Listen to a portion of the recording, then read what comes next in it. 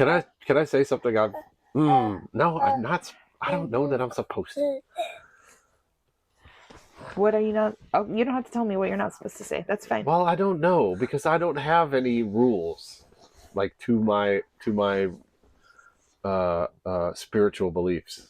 So I'm just perceiving other people's. I'm very confident that in the form of a guru, and like what a guide you are to me. You are the example to me in life of what unconditional love from God means. You are it to me. So I have an example in my life of what the Bible means for me to perceive of God. The Hindus, look to find from their guru the unconditional. I have done so many things to test your love. So many things. Hi, I'm Ian. And I'm Megan. Welcome back, or welcome to the Memory Millionaires podcast. We are survivors of government service, Cancer, world travel, and parenting.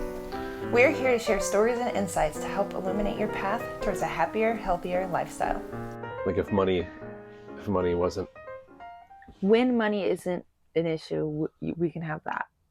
But also, I think when we get to the point of money not being an issue, the next evolution of The coddiwomple. We don't have a name for this. We don't have a name for what we are endeavoring on. Well, it's another coddiwomple. It is. With a purpose more like education. No. With an underlying purpose of education.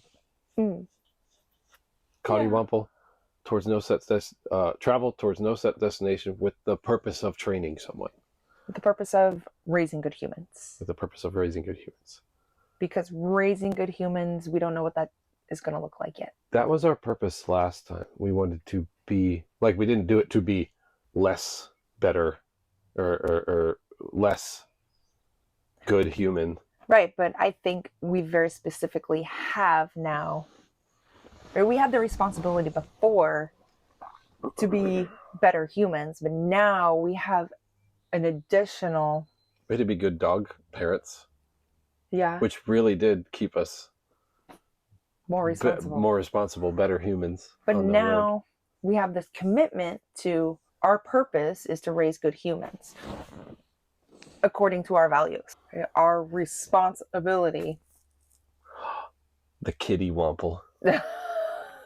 That's great. The Kiddiwomple. Kiddiwomple. Not the coddiwomple, but the Kiddiwomple.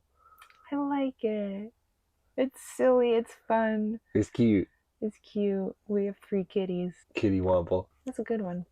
I actually... Introducing the Kiddiwomple. The Kiddiwomple. That's perfect because one of the things I've been really thinking a lot about and being more considerate of is words and how we use words and how they have a meaning behind them, right? Kiddiwomple sounds like a fun word to say. It is a fun word to say. It's but it has sweet. It's a meaning behind it. Attractive. And then when you it's fun to say. It's fun. It is fun. And then you just modified it just a little bit into Kiddiwomple. It made you glow. It's perfect.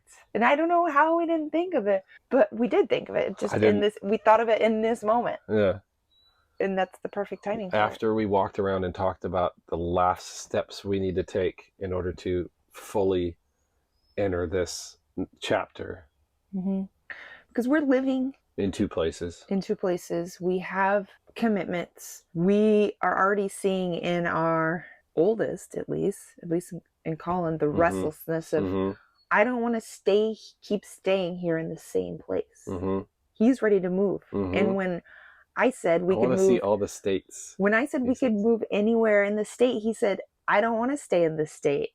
He said he wants to go to Canada and he wants to go to Maine. That's on him. That's no influence. Even more better to call it the Kiddiwomple. Yeah, because they're going to be... Where do you want to go? We're not going to need an atlas this time. We have our 3 compasses. They're going those are two different things, though. I think I like where your head's going with that. We will need an atlas. We'll have a compass. 3 of them. A gravitational pull. No.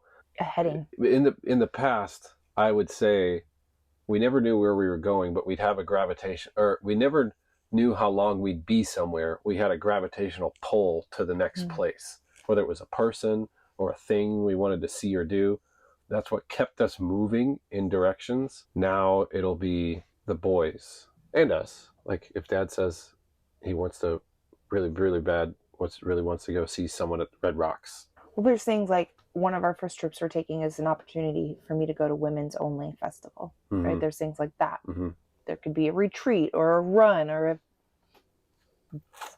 two friends are going to be at the same place at the same time. I'm still stuck on what I wanted to do that I didn't do. Oh, got it. Fully got it. Go ACT? to the Oh, no. Go to the Kiddiwomple Peninsula, Copper Harbor, bring my family to where my adventure traveling was like first flame was like first fan. It was first. My dad brought us up to the Upper Peninsula of Michigan with bikes and a pop-up camper, and when we got there, he let us just go. We could swim, we could bike into town. We did the typical camp things. He made food over a fire. Did that feel like one of your first opportunities to, like you said, he was fanning the flames of your adventure? Was that one of the first opportunities you felt the ability to spread your wings and just do your thing? Because in our last podcast, you talked about all you wanted to do was go, like get on your rollerblades and go, Bike. get in your This was car before. and go. This was like one of the first times I was trusted to go on an adventure with myself. I would be gone for a day. Like we're camping and I was just gone for a day. Down to the water, riding my bike on trails, crashing my bike and having to walk all the way back. Like, yeah, there was tons of freedom. And yeah, I think outside of my neighborhood and like hometown area kind of thing, this was the first time I was out on true adventure. Pause for potential baby. Yeah. Baby has entered the chat. And we should point out that he and I are sick. Yes. So you talk about that as your first taste of adventure. Definitely. What do you, I mean, this is a lot to break down in just a quick on the spot conversation. What do you think is the difference in that opportunity that you had of going to the Kiddiwomple Peninsula, having that weekend? I think it was a long week. Okay, yeah. Having that time. Double weekend. The difference between that opportunity and the opportunity and the leap we are taking into making this the normal part of our life, making that adventure our day-to-day rather than a week here and there. Was a difference? Yeah, what is the difference between a long weekend and making it a lifestyle?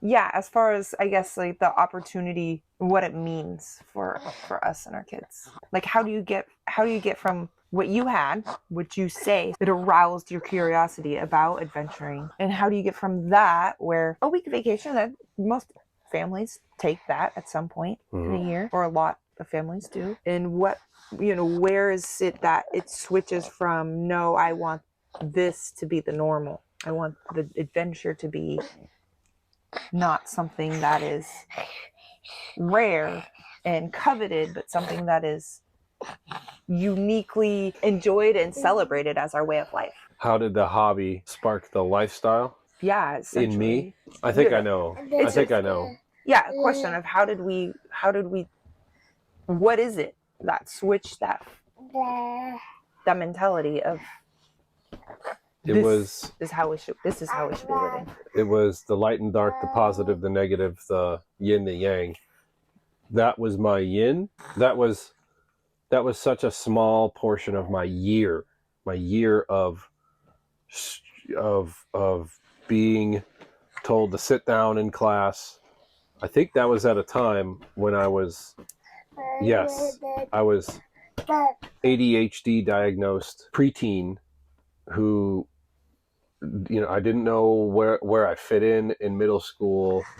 I didn't fit in middle school. I was drugged, on Ritalin, and I wasn't allowed to be myself. I wasn't free to be me for most of the year, even in swim practice.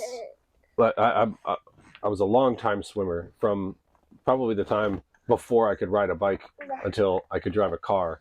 I was in the pool 300 days out of the year. I was always swimming. Even there was, no, you can't screw around in the pool. You can't dive to the bottom and kick off the bottom. You can't, screw around. This is regimented. This is practice. You need to get in line and you need to practice. Yeah. Same with school. No, you can't be outrageous and funny in class. You need to sit down, get in line, practice for the test, for the race, for all this. I think this little glimpse of, no, go, here's your bike. Go ahead. Here's $1. Here's $5. Here's 10. Go have your day. Dad just wants to read a book. Right. Which was like looking back on it, it's like, oh, Dad, you could have came with, like why did you? But he wanted his time to read a book and sit in a camper and do jack shit. So, all right, fine, I'm going. And I was allowed to go just do and be me. And that's when I first started to like me in new places, outdoors, water. Can I put a word to that? Yeah. It felt easy to just be. I can't spell anything. I think we may need to pause and reconvene. Okay. Yeah. You want to like actually pause the recording? Yeah. Okay. I think that might be the best idea. Okay. It's gross and it's a lot. Okay, I was putting a word to that feeling for you, which was ease. You were just being yourself. There was no guidelines of how you needed to behave, how you needed to perform, what you were expected to do, other than probably be back at a certain time and not get in so much trouble that someone needed to contact your dad, right? That happened. Oh. I have a scar on my chest because I was playing at the swimming spot. One of the like 4 that I would swim at. And there was a water fountain on the shore, but then a drain below the water fountain that you could dump buckets at. You could wash at this water fountain. It was more like a spigot.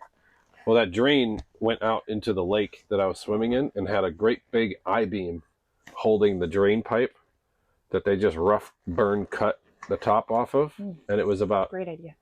1.5 feet beneath the surface of the lake.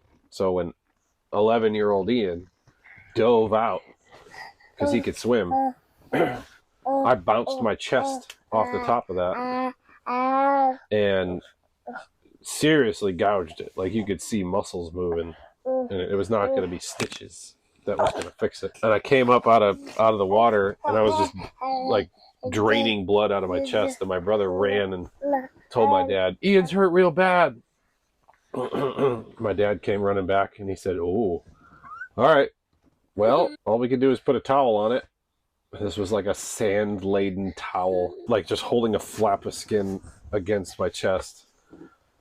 And it turns out one of the park hosts was a first responder, and she had a trunk full of stuff that we used, like liquid glue, or not liquid glue, like super glue or something like that, to put it back together. But yeah, that was actually a point where my dad said, "Oh, maybe you can't go places by yourself." And I think we went home shortly after that. And we didn't come back until I was a teenager. So we mentioned on the last podcast paying attention to those moments where you feel that ease, where you feel your body being comfortable and being... Oh my gosh, I'm remembering some other things I did. being yourself. I would put on camo. Like I brought my army fatigues that I got from a resale shop, and I'd go to other people's campsites in the dark wearing camo and just watch them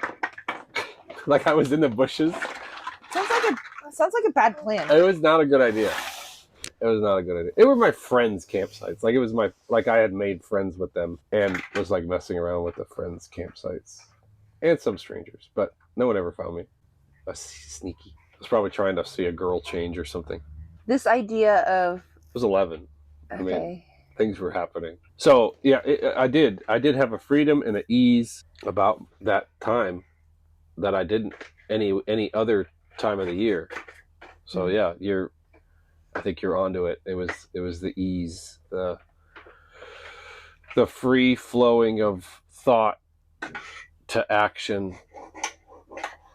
It actually wasn't easy. I was swimming all day. I was riding my bike all day. I was hungry all day. I was eating crap food. I mean, whatever for an 11-year-old, but you felt in your body something that you didn't normally. I'm curious what this trail does. I'm gonna go on it. Curiosity. I'm curious if I can jump my bike off this dock. Curiosity and the ability to explore that curiosity. Go forth boldly. Speaking for myself, but I think I speak for both of us, is we both experience that in the Kiddiwomple. That feeling again. Go forth boldly. There's nothing stopping you. When we put a constraint on ourselves of... I gotta be up at this time because I have to go to work. I have to get the boys ready for school. I have to. Even with the knowledge that you've gained, the emotional awareness that you shouldn't be saying, I've got to go to work. You're saying, I get to go to work. I should say, I get to go to work. I get to go help these people. Even with that intelligence, that information, you don't. Right. Because it's still something that you don't find an ease to go do. You will yourself to go do it rather than the ease you're talking about. Yeah, and I definitely have been paying more and more and better attention to what my body is telling me. And it's like I tell Megan, you're still not listening, even though I think I'm tuned into what she's trying to tell me. And it's for the past 2 months, it's been no more. Like, you don't have an obligation to anyone except your family. And finally, I got to the point of saying, we're doing this thing. This Kiddiwomple, we're doing it. I finally said to you, we're doing it. We're doing it, and now's the time. There's no perfect time. Just like when we decided to have kids. There's no perfect time for this Kiddiwomple. We're doing it. And there's no perfect time to have kids. I want to be a dad. Boom. Pregnant. There's no perfect time to decide to travel wherever you want with your kids. So there's no perfect time to write your book. There's no perfect time to start your exercise routine. There's no perfect time to start your diet. Tuning in, everyone? Anyone? There is a perfect time. If it's something that's lighting you up and you know you're passionate about, right now is the time. If it's something that you don't have a good reason for putting off, then now is the perfect time. What if they say something? Who? They will talk. They will judge. They will say something. They are judging us. Yeah. And that's something that I have very thankfully really been able to let go of, is that ego of what are other people going to think about this. Because we've talked about this, at the end of my life, I don't think I'm going to be thinking of the they. I'm going to be thinking of the we. Hmm. What do we think of this? What are we getting out of this? What do I feel in my body? The consideration of what they might say doesn't mean anything when you have this understanding of this is what's meant for us and our family at this time. Ever since I've made that decision of telling you now's the time we're doing this and making the phone call to a realtor and setting those wheels in motion, ever since I made that choice, I've gotten signs, messages, alignments, synchronicities, whatever word you want to call. The universe is guiding me into my potential. And also, my body is telling me to give in more. Synchronicities, the universe, the alignments, the signs.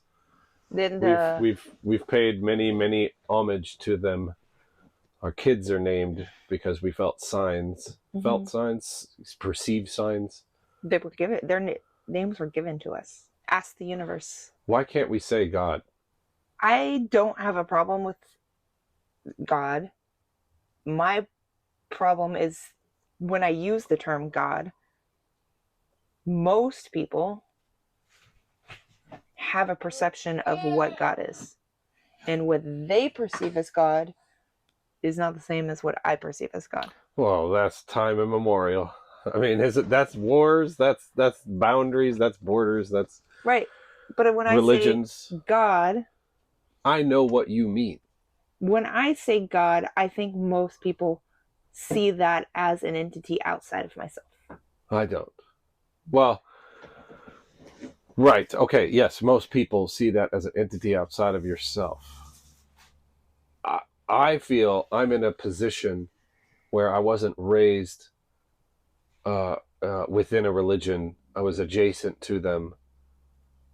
And now I'm old enough to be curious about them, that I was able to understand quickly that a perception of a deity, a perception of a miracle, a understanding of an alignment, a witnessing of a miracle, all comes from my awareness.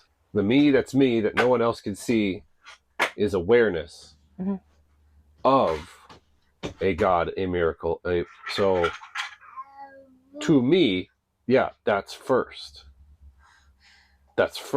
My awareness is first. My awareness is, and even inside of scientific reason, there is the observer, and things don't exist without an observer in some theories. So when you're cautious about using the term God because of other people's perception of it, I think that's still that they think they Yes, but that is also something that is the universe conscious? God, the universe, potential, divinity, whatever you want to call it. Omnipotence. I think, is there an omnipotent entity in your understanding of the universe? I can't answer that question yet. I believe anyone with awareness can. If they understand what omnipotence means. For me, I don't like using the term God, partially because it's a white-haired dude on a throne. Just the way I was raised in the religion and in church of what God is. Same to me. Doesn't give credit to what I believe God is. I'm challenging you on this, but I'm in agreement with you on this, because God has been commercialized, and God doesn't mean what it used to mean at the time the Bible was written, which is, it puts a name on something, but that's incorrect. You can't name it. To be accurate about it, you can't name it. It started as just a j, like a j. There wasn't even an O. There was a in the Hebrew script. Correct me in comments, but there were in early Hebrew, it was just a G and a D with a dash in the middle of it.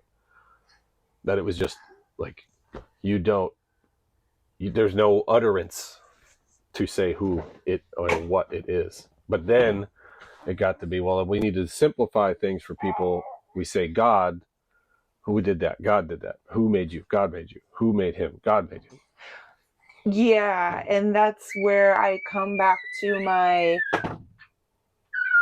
lifetime, but also now, like returning to my interest in linguistics, and that we've started to dumb down words, and at some point they said, well, let's not use this language in the Bible or wherever because people don't understand what this symbol means, so we've got to use this other term, and then and it starts to get manipulated, where if you go back to the original, what was the original intent of the word that they used? Well, in my personal belief is that original use of God or whatever word was being used to describe this omnipotent, all-knowing, greater than yourself was more like, to me, God is more like potential rather than a being entity. God is more like potential, where you have unbound potential and you can create anything from this moment right here. And I have the power to create something from my potential and the potential of the universe. So I don't even want to say a belief. The way that I perceive God is not a noun, it's a verb. Oh.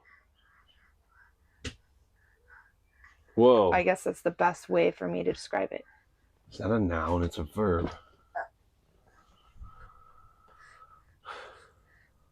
And that's the first time I've ever put those That's blowing my mind. words. It's not a noun, it's a verb. I've heard something similar. Alan Watts talks about how the universe is peopling, just like a flower blooms or a tree grows leaves. Yeah. The universe is peopling. So God or the way or Brahman is peopling. I mean, honestly, I've been doing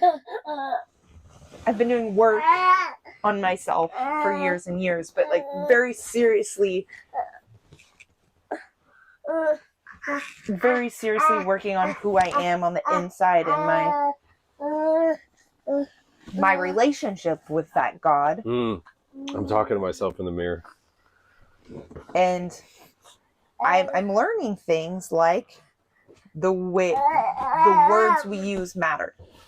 The way that I speak about, like, I don't know if you've noticed just in the past few days of you feeling not like yourself. Have I noticed me feeling not like myself? Yes. Yes, I've noticed. I don't know if you've noticed my language around that, though, of trying to spin it. I've tried very hard not to say things like you're sick or you are blank or you have a cold. I've been trying to use language of Ian's trying to get better. Ian is... Or that I'm not. You've pointed out multiple times when I'm not. It doesn't look like I'm doing things to get better. And this morning, I was starting to feel bitter about it, that I was questioning, why does she want me to feel guilty? I don't want you to feel guilty. Right, I want you to feel like Ian. Said that to myself in the mirror. I want you to feel like Ian. She doesn't want you to feel guilty. She wants you to feel well. Right. And, the more I consider the way we use our language in just everyday conversation, right? 2 days ago, something came up. One of our kids said, "I am Colin," or something along that. And I said, "But what else are you?" Right? And then ever since then, just by asking a 6-year-old, what are you? What is Colin? I've been thinking about that nonstop, because then when people ask you, well, how are you? Oh, I'm tired. I'm sick. I'm this. Well, I'm not those things. I may be feeling those things, but I am not those things. I've really been considering since 2 days ago. I've been thinking of, well, when I meet someone new, what do I say to them? Because yes, I could say I'm Megan, but that doesn't tell them anything about who I am. People call me Megan. I call myself Megan. That is not who I am. And then I know who you are. And then what if I tell people I'm God? Mama. Then some people Get very excited about that. get very excited and Burn people at stakes. burn people at stakes. Call you a witch. No, chill out. Person responding to what I just said. Being silly. But Actually, I'm not being silly. That's absolutely happened. Yeah. That's absolutely happened. People have been ostracized, banished, killed for for being blasphemers. Right. And There's me one God. saying, I'm God, I am full of pure potential, which is what I believe God is. Can I say something? No, I'm not. I don't know that I'm supposed to.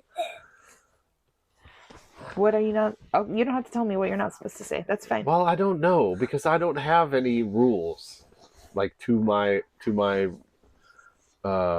spiritual beliefs. So I'm just perceiving other people's. I'm very confident that in the form of a guru, and like what a guide you are to me. You are the example to me in life of what unconditional love from God means. You are it to me. So I have an example in my life of what the Bible means for me to perceive of God. The Hindus, look to find from their guru the unconditional. I have done so many things to test your love. So many things. Not intentionally, but plenty of other times in my life, the things I've done around people, their love wavered, floundered, was inadequate toward me. Even my parents. Yours have never been. Not once. Not once did I say something or try to do something, or here we are again, testing our commitment to one another. Not once did you say, I don't think I like you so much anymore, or this isn't going. What this used to mean, I think I know better than most people with these on. The unity that this means, we demonstrate better than most people that wear them. Right? Most people have told us that. Yes. And I know it could be 100% better, 1,000% better. I know, I'm confident that everything you said about how good our relationship is and how committed we are to ourselves, each other, and our family, And our potential. That we're going to look back on this and say, we didn't even know how good it could get. I've been thinking about that a lot. Can I handle if it gets better? Can I handle if my dreams come true? Yeah, can you? What does it mean? What does it mean if everything you want, you get? I know there's words there you used, want and get, Right. that I think are loaded. Yeah, and I think my language is Limited. Yeah. in what I mean. When you talk about this wanting, desiring, what comes to my mind is what's been popularized in the past, I don't know, decade or so, is manifestation. And this all ties in the I do believe, because I have evidence of the words you use and the way you show up and the stories you tell yourself, those are all the things that impact what comes of your life. That's what manifestation is. You can manifest good or you can manifest bad. You can manifest great, but you have to identify with the identity of someone who can have the things that they desire and dream of. It doesn't mean that you dream of a cake and you get a cake.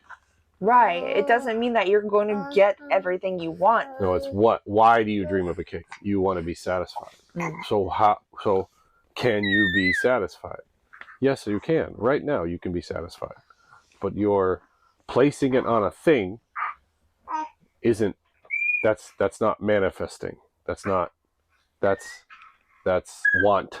That's desire. That's right. And there's also that, like, be willing and able to look at the whole picture of in the whole picture, in the course of getting to that peak, what were all of the valleys that you had to go through? Yes, I think of how I've gotten to this point in my life. I'm living a dream life with my partner, with my kids, in a way that I never could have put this on a vision board and said, this is it. This is what I want. And I'm so happy, even in the chaos, in the hard parts of this. But when you look back over the past 20 years of my life, my whole life, there's a lot of really hard things and bad experiences and stuff I wish hadn't happened. But what happens if I take any of those worst moments away? Am I sitting here right now in this life that I have manifested for myself via my actions, my words, in the story that I tell? No. I think a lot about, oh, what if I had become more aware and enlightened earlier in my life? And what if I had you just seen this Navy guy as trouble. Figured out and worked through my trauma earlier in my life. And what if?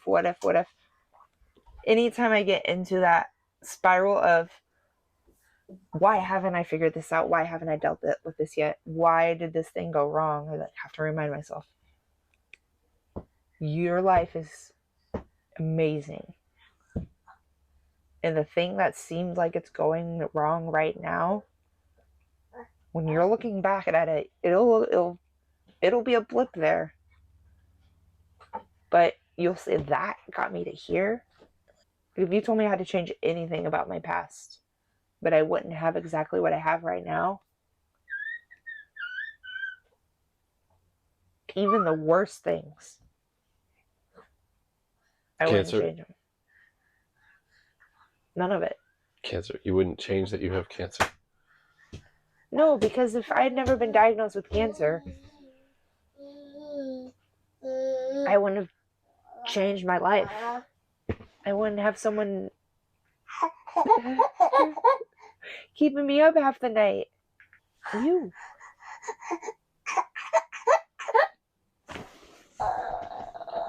And so all of this is to say that I believe all of us are just potential and Just. just potential. We are all just potential. And we have the ability to make anything we want out of our lives, with the caveat that it might not look like your vision, but the way that you manifest it is how it's going to come into your life. Well, I think it's even simpler. There is no it. The it you're chasing is now. Well, yeah, The God you're chasing is here. it's right here. The worship you need is now. You are it. Yeah. And that's enough. That's enough to have everything you ever wanted. And right now, Even inside of a prison, even inside of a terrible situation, you can manifest your desire. No, not a desire. You can have it. Love. Right now. Yeah. I believe God is love. well, I got lots of that. Mm-hmm. There's love between the trees and the air. There's love between the sun and the planet. There's love. Why are they attracted to each other? Why does even dark matter, something we don't have any idea what it is, but we could perceive it, clump, doesn't have any mass? Why does it get together? That's a form of love to me. There's why does an electron appear when you're observing it but disappear when it's not? There's love there. There's a we're getting deep, and it's been more than like 50 minutes, probably more than an hour. Maybe.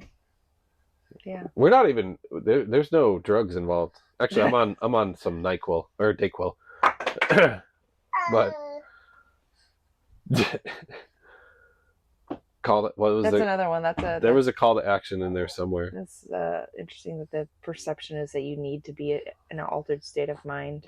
Yeah, to talk about talk about consciousness and God and that. Mm-hmm.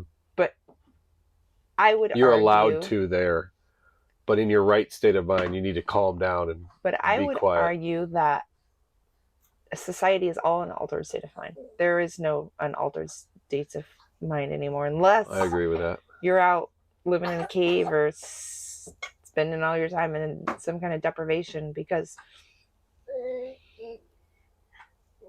it's all to affect your consciousness. Yeah. Even what we're doing. You know, the guy that sits down in the morning and watches news while he eats his breakfast. Takes his consciousness on a ride. Person scrolling on TikTok or even driving a car to work. Drive to work. It's all altering your conscious. Like, you know, it's been proven that people are more stressed after their commutes because they're altering their conscious by the fast pace that humans are not designed to travel in our we're getting death deep. boxes. Yeah, we're getting crazy. We're getting so far. But we talked about Ian's finding ease at being Ian led him to know that adventure was where he felt most at ease. That informs why I would go along with you, who said we need the Kiddiwomple for our kids because we want to show them that there's an ease. Colin, you want to go to Maine? We can go to Maine. It's not someday when if we can, and maybe then if and or. It's yes. The potential. We have the potential. We can do it. When we make changes, when we maybe not manifest, but we make choices and we speak and act in a inside way possibility, inside that pure potential. Pure potential, which you believe is an expression of God, an expression of life, what is pure potential. And we agree that we are Atmans. You're familiar with, and that Atman is Brahman. We are the one because we have potential and because we have love. So what's our call to action? As this boy needs love. Yeah, you do. He does. So our ask is my call to action is to notice the potential. It's awareness. everywhere. Awareness. Your call to action is, what are you not aware of? And notice it. Ooh, I like that a lot. That's what you're grappling with right now when you told Colin. You're not just Colin. What are you really? Yeah. Awareness. And awareness, I mean, I could go deep on awareness because it goes so deep, and I'm still working on becoming aware of the seasons. Every the moon. Any aspect that can your cycle, it more into my awareness within me. Your being. Yes. So yeah, notice, become aware. Tell us what you noticed. What'd you notice when you took time to be aware and notice something? I took time and noticed, and I noticed a lot of negative speak to myself. So I talked to myself in the mirror and said things that I needed to hear from myself. What did you do with your awareness? Your question. You're being smashed. Yeah. Da da da da da. I wonder if we recorded all of that. This is gonna be a pain in the ass to edit. Wait, don't go.